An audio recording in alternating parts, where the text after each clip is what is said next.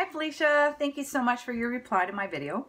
I have to totally agree. Fantasy and speculative fiction can be more accessible when it's got realistic anchors and less world building.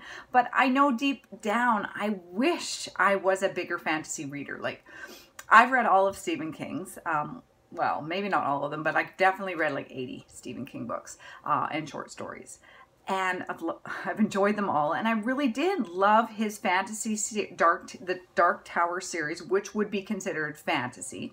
And it did have, out of the 8 books, there was some that had a lot of world building, but certainly The Drawing of Three was more accessible because everything, it was actually interesting in the article they talked about food in world building, and The Drawing of the Three had all these, as the character from the first book is trying to communicate with people from our world. There's different words, like a popkin is a sandwich, you know, like they actually had different words for the different things like food, and that was kind of neat. Like yeah, anyhow, it was really enjoyable because of the comparisons, our world versus their world. Like, I guess that still gave me that real world anchor.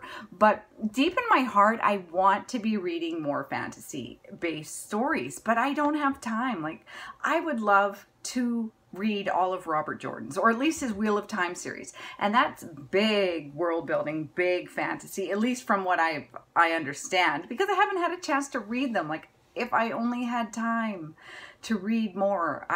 You know, when I read the Reader's Advisory Guide on Genre Blends, and they talk about all these wonderful books in these genre blends, like I could just read all these books for the rest of my life and die happy. But like, then there'd be no time to like live my life or do any writing if I was doing that much reading. So it's really too bad.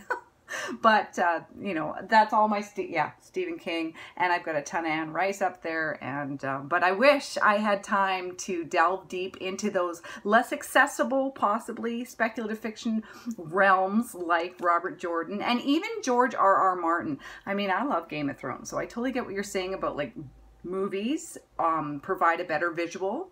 Like, my mom read the Fire and Ice series, A Song of Fire and Ice, and she said, yeah, it's not as easily accessible as it is when you've got actors on the screen, and you can say, as soon as they come on screen, you know them because you know the actor, and that's a lot easier than reading the story, for sure. Well, especially before she read it before, started reading it before the television show came on. So anyhow, I would love to read so much more, but who has the time?